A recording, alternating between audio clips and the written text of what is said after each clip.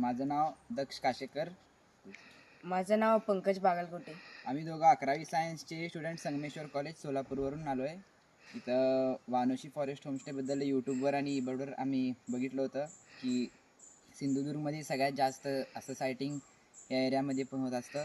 मग यूट्यूबवर बघितल्यावर आम्ही इकडं आलो आणि आमचे आज 2 दिवसात जवळपास 25-30 लायफर झाले आम्हाला सगळे. इथं कॅम्पसमध्येच आम्हाला मालाबार, ट्रोगोन, ग्रेट हॉर्नबिल सगळं बघायला भेटलं. जे फॉरेस्टचे सगळे बर्ड्स आहेत, सगळे विलेजचे इकडचे जवळपासचे सगळे पक्षी बघायला भेटले. आणि अजून सांगायचं झालं की मेन जेवण यांचं खूप छान होतं.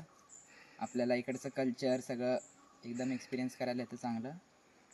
आणि आमच्यासारखंच अजून जास्त पोरांनी इथं यायला पाहिजे, सगळं शिकायला पाहिजे यांचं नवीन नवीन सगळं.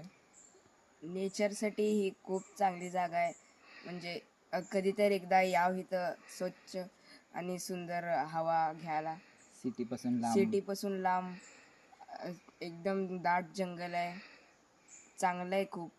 इथलं लाईफस्टाईल वगैरे, लोकांचं बोलणं वगैरे चांगलं आहे सगळं. आणि सगळ्यात मेन म्हणजे माणसं असं वाटूच देत नाहीत घर नाही आहे.